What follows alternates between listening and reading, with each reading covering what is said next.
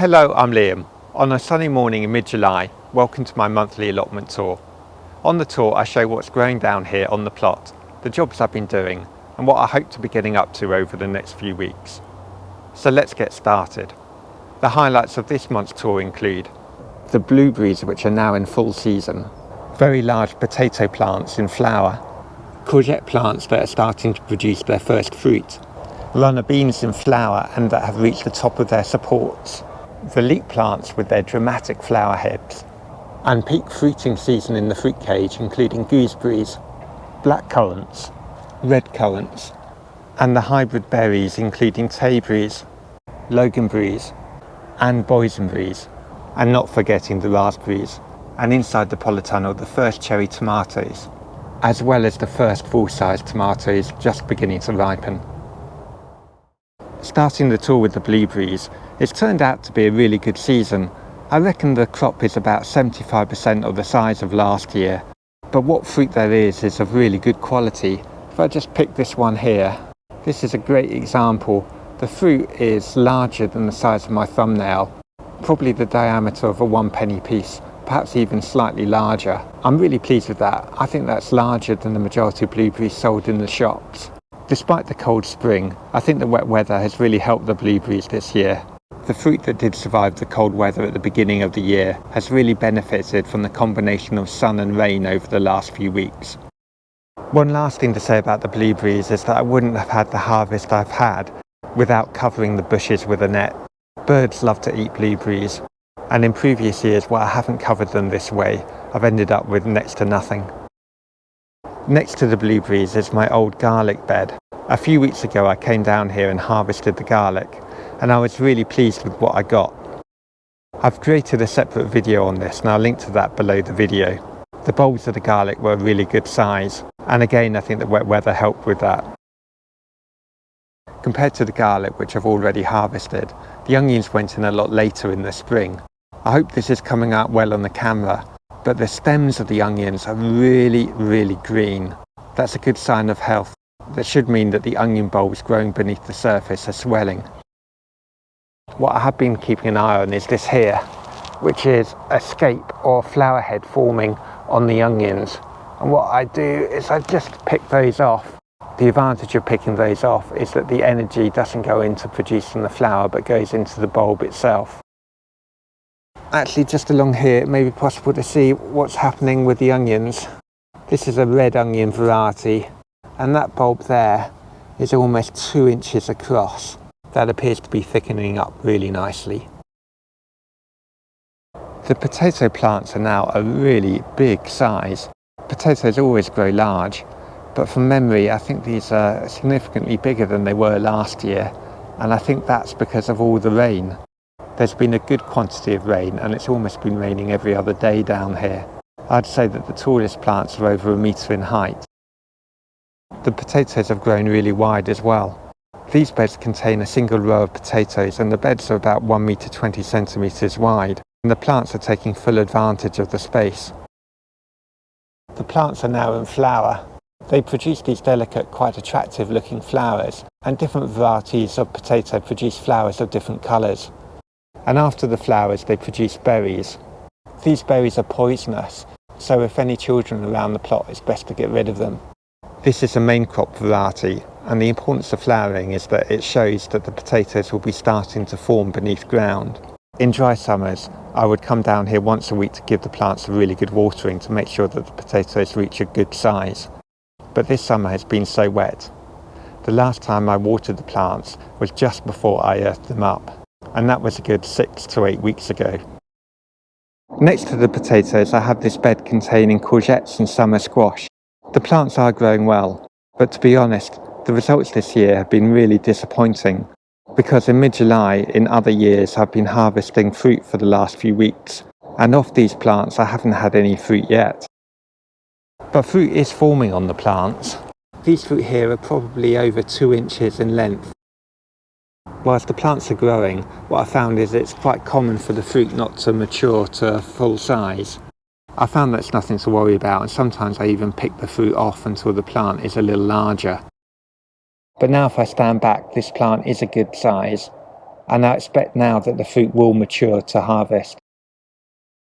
This one here is a yellow courgette variety, but next to it I have a summer squash, and if I just get it in here it's possible to see the scallop shape of the squash. Behind it is one of the immature fruits. This has been on the plant for weeks and is an example of how the small plant wasn't able to produce a full-size fruit. But this one here looks to be swelling up nicely, and maybe in the next week or two I'll get the first fruit off this plant. Up from my courgette and summer squash bed, I have my bed containing peas and dwarf French beans. I've been getting a reasonable pea harvest. This is a Monge 2 variety where I harvest the pods. At the beginning the pods weren't that sweet, but over the last few weeks with the sun, they've really started to sweeten up. A delicious treat on their own or cut up added to salads. The dwarf French beans though haven't been a success. Over half the plants have ended up like this, seemingly devoured by slugs. A few of the plants at the other end of the bed are in better shape. These ones here haven't been eaten so much and they're starting to produce these really deep purple flowers. It's a shame because last year the dwarf French beans I grew were absolutely prolific. But the good news is that the climbing French bean varieties I'm growing are doing much better.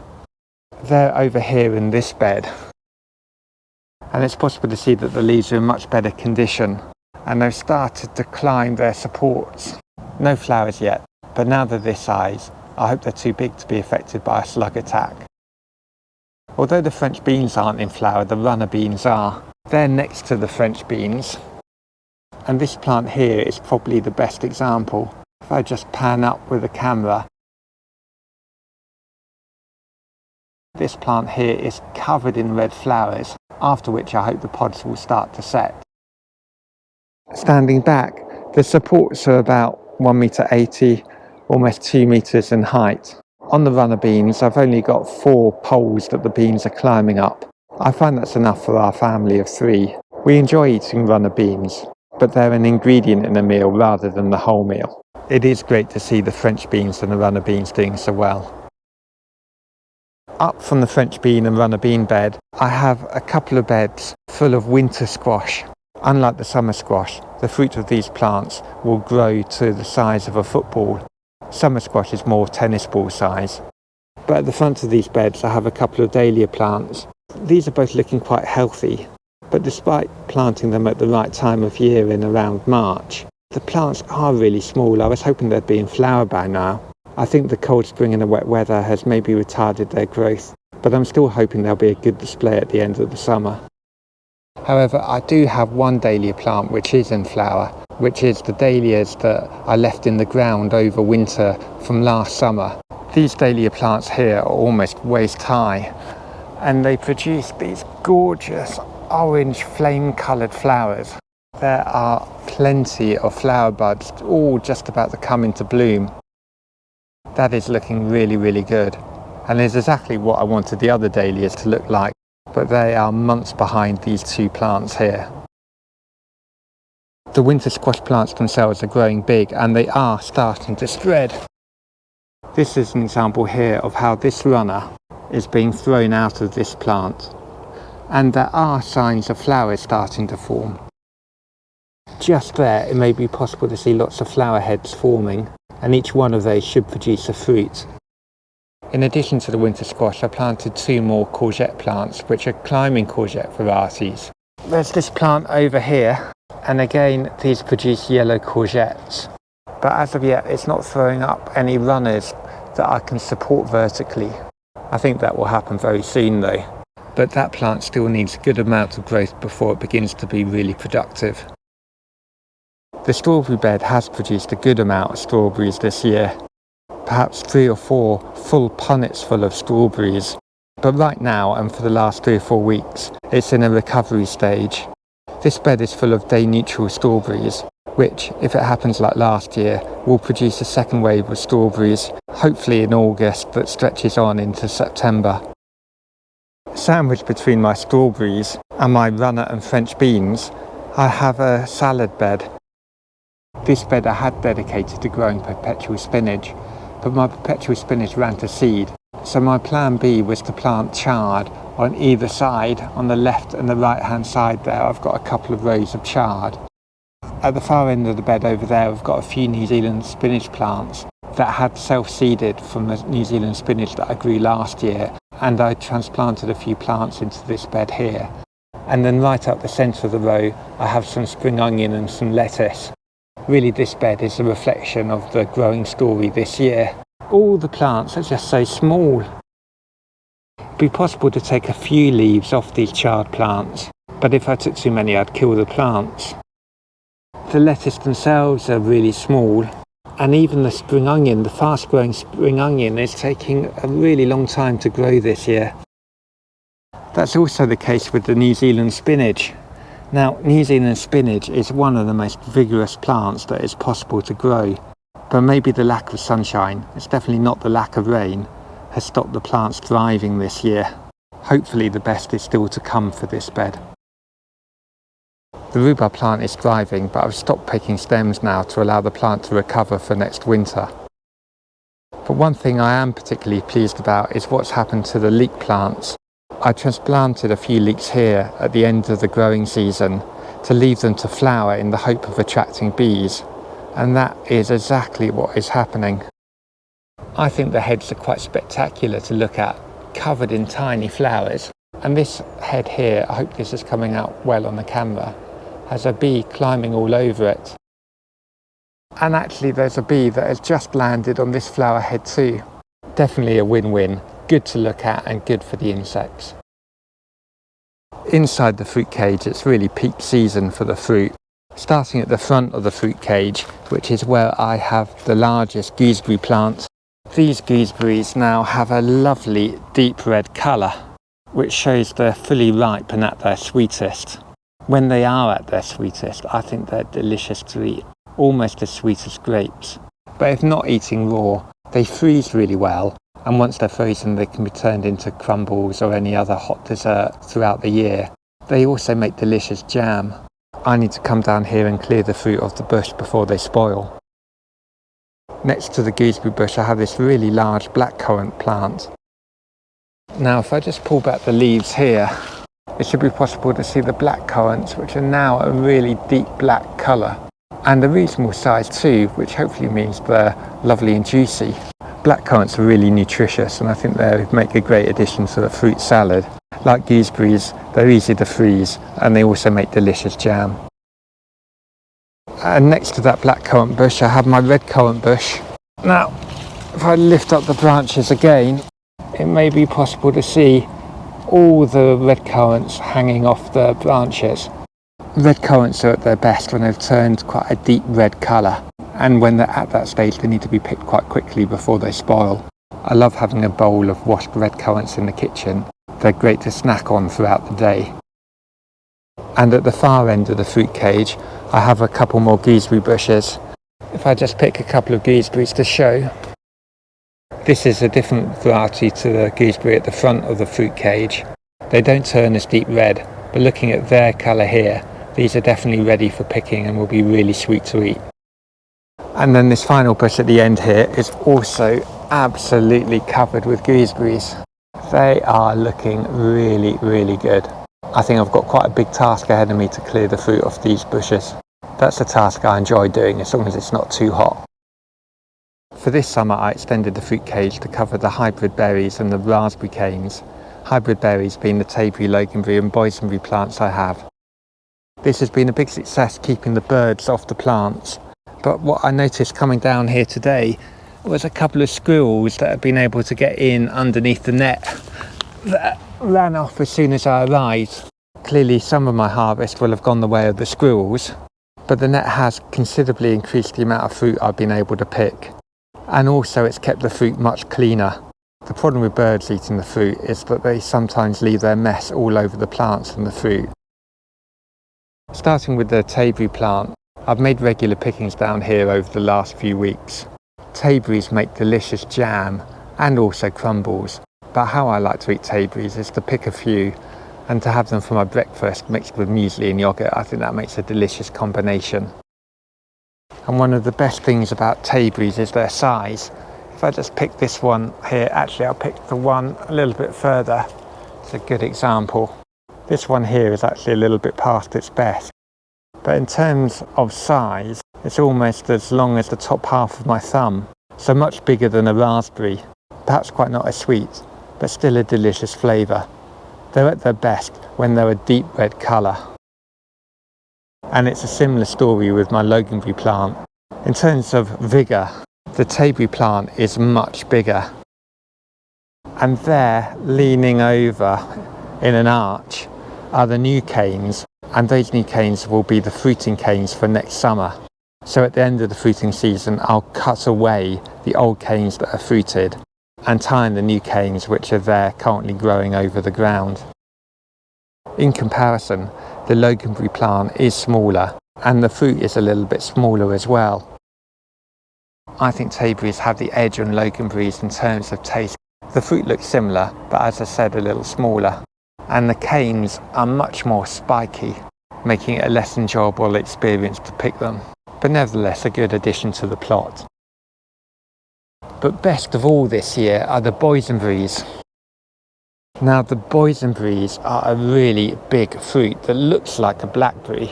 And the deeper colour they are, the more ripe they are. This one here is probably the biggest on the bush at the moment. I haven't had an awful lot of fruit. The plant is quite young, it's only in its second year, but the fruit I have picked is absolutely delicious.